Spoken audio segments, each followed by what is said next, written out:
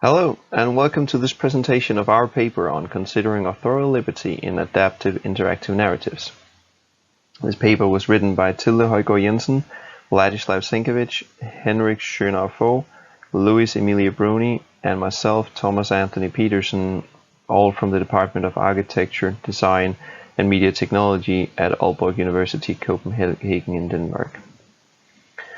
So, to begin with, I'll briefly describe our understanding of the concept of adaptive real-time digital storytelling, or in adaptive real-time interactive narratives, if you will. From there on, I'll present our considerations on authorial liberty for such a form of narrative, before I go into the implementation that we developed to explore this concept. And as the closing element of this presentation, I will present our approach to evaluating the authorial liberty continuum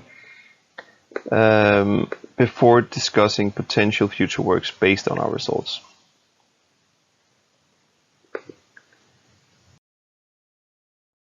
So, adaptive real-time interactive storytelling is really a key concept that we work with here, but what does that mean? So, there are different understandings of this concept, but for our approach, we define it as being a narrative where the player or the user is an active participant in the creation of the narrative. So, this encompasses both the general notion of the narrative being constructed by the user during the experience, as well as the interaction of the user affecting the story world. So in this sense, the idea is really a fundamental difference between interaction and adaptation. So interactivity in a narrative can be regarded as functionalities that enable the audience to affect the story according to their individual interests. In other words, the interactivity is like a conscious selection, or being able to somewhat reason about the expected outcome of an action. Adaptivity, on the other hand, is the narrative's ability to adapt the story to the needs of the audience. So implied here is that the adaptation is something that happens without the knowledge of the user, ideally even satisfying needs of the user without the user explicitly asking for it. So based on this, we kind of raise the question of what should be adapted in an adaptive interactive narrative.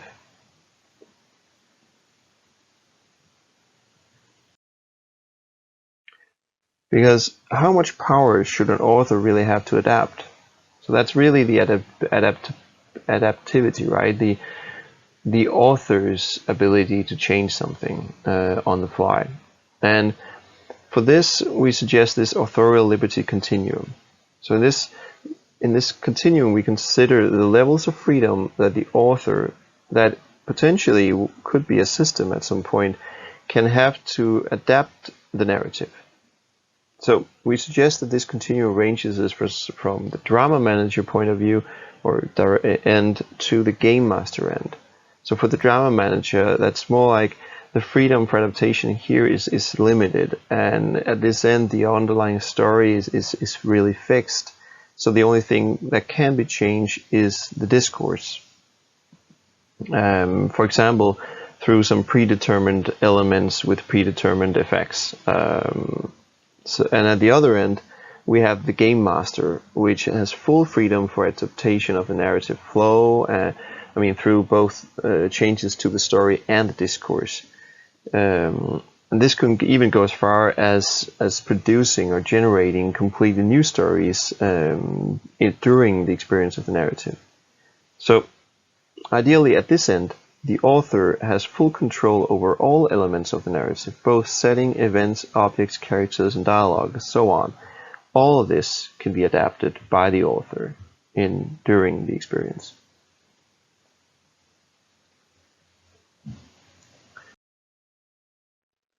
So, to explore this, we developed this prototype, trying to build a form of Wizard of Oz approach to adaptive real-time interactive narratives. So we generated two separate applications that was connected wirelessly. One application was a mobile application as you can see in the left corner here, called the client. That is the application the author uses to select and employ different elements and effects into the story world, while the player or the user here is playing around in this, is exploring this environment.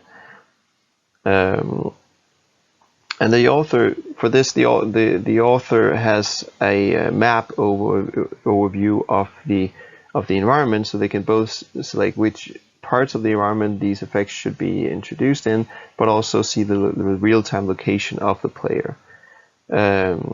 Now, in our experimental setup, we also provided a screen actually mirroring the view of the player as well, so they could see not just where the player was, but also where they were looking. And this was really our approach to this Wizard of Oz method for testing the idea of adaptive interactive narratives using real-time human authors. Now, to evaluate the continuum, we envision that you could, of course, take multiple focal points on this. For example, it could be focused on what changes to the dialogue in an adaptive interactive narrative that the author can provide, or even something as simple as the clothing of the characters. All of this is still something that needs to be explored when we discuss the continuum and the different ranges it encompasses. But for us, we decided to focus on events and event types, if you will. So to evaluate the point on the continuum that we explored, which was this point closer to the drama manager, as you could see, we developed a model for the different forms of events that can occur in a narrative. And this model is a compilation of different theories, and we tried to combine both the idea of story and narrative discourse with different takes on events and narratives. So we're both combining Chapman with Ryan and also some of Barth's work here. And from this we see 4 different forms of events that can potentially be altered in adaptive interactive narratives. So in short, changes to each of these categories, either moves, happening, actions, or occurrences, changes to each of these categories actually affects either the underlying story or the narrative discourse, and this happens through either character-based events or environment-based events.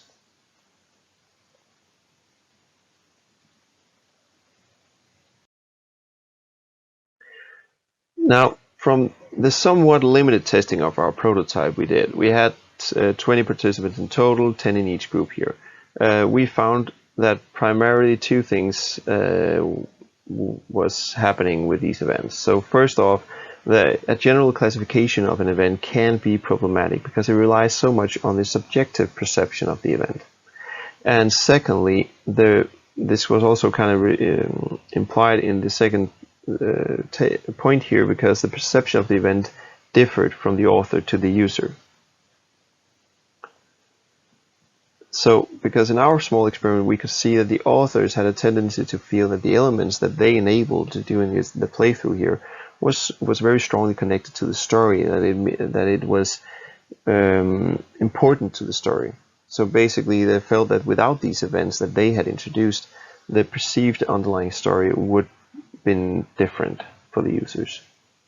But the users, actually, the players here that were unaware of the presence of this author, were mainly classified the elements that were introduced as being supplementary events. So basically saying that they believe they understood the story from the general environment, and that the elements that was introduced afterwards during their playthrough was really not changing their perception of the story, but of course changing the discourse. The interesting thing as well here was actually that they found most of the events to be environment-based and not really character-based, which is somewhat different from the author's point of view. So some of the main takeaways from our prototype was that having a human real-time author is actually quite demanding of the author. It's a quite demanding task. And authors in our experiment, they also mentioned that they needed more time to set up the scene with objects before the introduction of the player, actually, because most players was exploring this environment at an extremely high pace. So one way to overcome this, of course, is to both allow the author to get more acquainted with the tool as well as a scene before the entrance of the player, but also potentially to allow the authors to actually manipulate the scene before the player arrives, not just while he's there. But paradoxically, actually, the authors, they also mentioned that they would have liked to have more freedom during the adaptive storytelling process. So they would actually have liked a bigger selection of objects and effects to choose from. In other words, they would actually like to have been placed closer to the point of Game Master than the point closer to Draft Manager that they were. And then, of course, we cannot rule out the differences in storytelling skills that each author also holds. So there's a potential effect on the perception of events of the users based on the ability of the author to actually convey or introduce these elements and these effects and objects in the environment in a causal manner. But for the future works, I think one thing that is interesting is actually this whole notion from the authors that they would like to have more freedom. So one interesting thing to consider is both what the authors themselves would actually like to be able to manipulate or change, but in general also what other elements might be useful to adapt. So exploring these different narrative elements that we can adapt in order to determine these different points on the authorial liberty continuum. That could be very interesting, both, for example, looking at what forms of dialogue change is actually interesting to do in an adaptive interactive narrative, and maybe even smaller things. And then, of course, it could be very interesting to compare the human authors versus an artificial intelligence solution as well. So comparing some adaptive real-time interactive narratives that are generated from both the human authors as well as artificial intelligent agents. Because really we argue that the more we experiment with these human authors at different levels of freedom on the authorial liberty continuum, the more we are able to learn how a human author might adapt a narrative based on how much freedom they have. And this is knowledge that we can use to design a credible and artificial intelligence solution for the adaptive narratives. This is really our main point here in this.